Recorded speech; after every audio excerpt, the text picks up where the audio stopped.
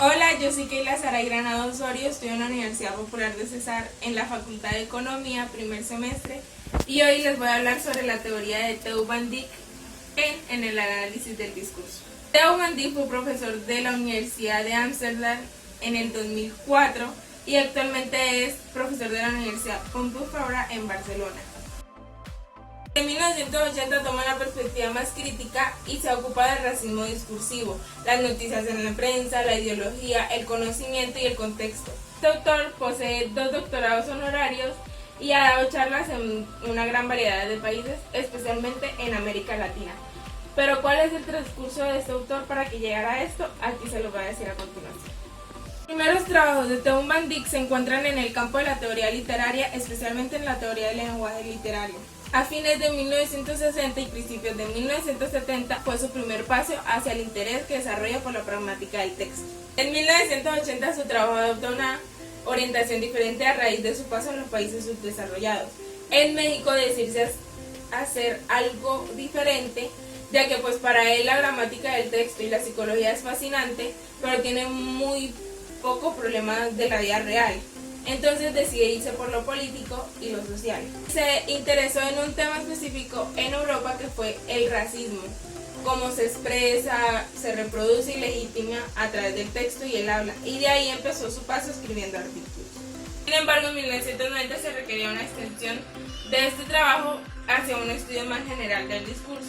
Este antecedente dio paso a que se enfatizara que el análisis del discurso debía tener una dimensión más crítica, es decir, a través de su orientación, tópicos, problemas, temas y métodos, el análisis del discurso debería participar activamente a su manera académica, en debates sociales y de realizar investigaciones que estén al servicio de quienes más lo necesitan. La influencia de la gramática transformacional generativa del señor Noam Chomsky, Van Dijk se empieza a preguntar por el conjunto de reglas especiales que estructuran los textos literarios. Pero sin embargo, eso aún no se había desarrollado y por eso él, en vez de guiarse por eso, dio una iniciativa de irse por la meta de crearlo. Su primera tarea de abordar en ese sentido era mediante la psicología, pero sus incursiones en el área de la psicología no fueron muy bien recibidas por los colegas lingüísticos. Entonces prefirió irse por su propio camino, por su propio terreno. Y en ese camino conoció a Walter Inch, un psicólogo norteamericano, en 1974. Este psicólogo por primera vez había afirmado explícitamente que el objeto de estudio de la psicología y cognitiva del entendimiento no debía ya comprender oraciones individuales, sino textos completos. Theo van Dijk le dio sentido a todo y entendió la pragmática como el estudio de los actos de habla y sus consecuencias.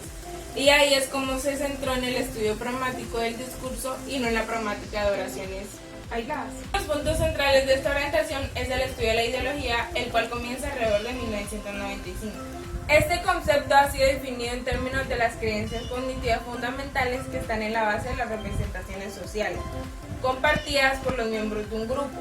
Así, las personas pueden tomar creencias ideológicas racistas o sexistas que están en la base de los prejuicios racistas y sexistas, compartidas de los miembros de su grupo y que condicionan sus discursos y otras partes sociales. Por eso necesitamos entender cómo se relacionan estas formas diferentes de cogniciones compartidas socialmente. Pero primero, para saber en qué se basa realmente Theo van Dijk, necesitamos saber qué es el discurso. El discurso es un estudio empírico de los actos de habla, es decir, como una forma específica del uso del lenguaje, como una forma específica de interacción social, y empíricamente hablando, el significado del discurso es una estructura cognitiva y se debe tener en cuenta no solo los métodos cerebrales verbales y no verbales o interacciones sociales y actos de habla, sino también las representaciones cognitivas y estrategias involucradas durante la producción o comprensión del discurso. Un estudio adecuado a las relaciones entre el discurso y la sociedad presupone que el discurso se localiza en la sociedad como una forma de práctica social o de interacción de un grupo social. Estos estudios deben profundizarse a través de la explicación de qué propiedades del texto y el habla condicionan cuáles propiedades de las estructuras sociales, políticas y culturales y viceversa. En primer lugar, se puede analizar por un análisis del discurso de tipo semántico, el cual facilita observar cuál es el lugar que le asignamos a las propiedades diferentes de los estudios sociales. El primer principio de la semántica es la funcionalidad, que dice que el significado de las expresiones del discurso es una función de las expresiones que lo componen. Entonces el significado de una oración debe ser calculado sobre la base del significado de sus palabras componentes. Un segundo principio es el estructural, que sostiene que las estructuras de las expresiones son interpretadas como estructuras del significado. Eso quiere decir que el significado de las palabras y oraciones en un contexto dado y cómo se le atribuye un significado a la manera como ordenamos las palabras y oraciones. Estos dos principios nos proporcionan una base para un análisis del discurso más profunda. Si sabemos que somos capaces de entender el contenido de un discurso y que a su vez ha sido emitido en una situación adecuada. La forma en que comprendemos el mundo y adquirimos conocimiento del mundo que poseemos no solo depende de las operaciones semánticas, sino también del orden cognitivo. Que se trata de las cogniciones sociales con estrategias y representaciones mentales que monitorean la producción e interpretación del discurso.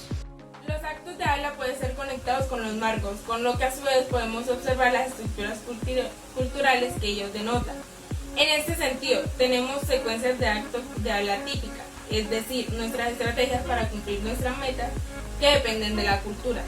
También es importante saber que la interpretación de los actos de habla también es cultural, puesto que nuestro conocimiento del mundo depende de nuestros marcos generales. Como hemos visto, los principales puntos en los que se basa la teoría de Teun Van Dijk para el análisis del discurso son, en primer lugar, entendiendo el discurso mismo como una forma particular del acto de habla, que tiene la doble dimensión de ser en el lenguaje y ser en la sociedad.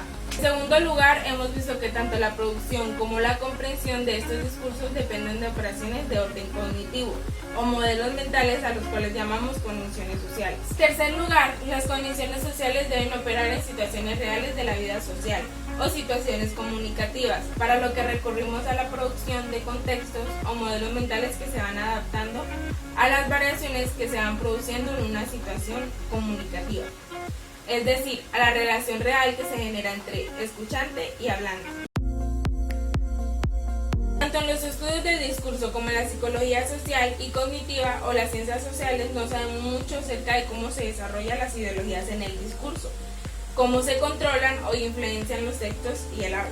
Podemos ver que en la cotidianidad que las ideologías son reproducidas en el discurso y la comunicación, incluyendo mensajes semióticos no verbales como dibujos, fotografías y películas.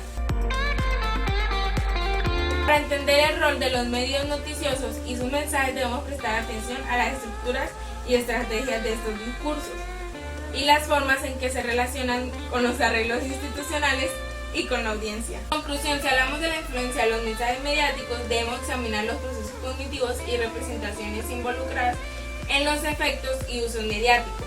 En fin, para saber lo que significa cuando se habla de opiniones, actitudes o ideologías del público, se debe enfatizar el estudio crítico de las relaciones entre discurso mediático y prácticas e ideologías. Y eso es todo por la teoría de Teun Van Dijk en el análisis del discurso. Gracias por su atención.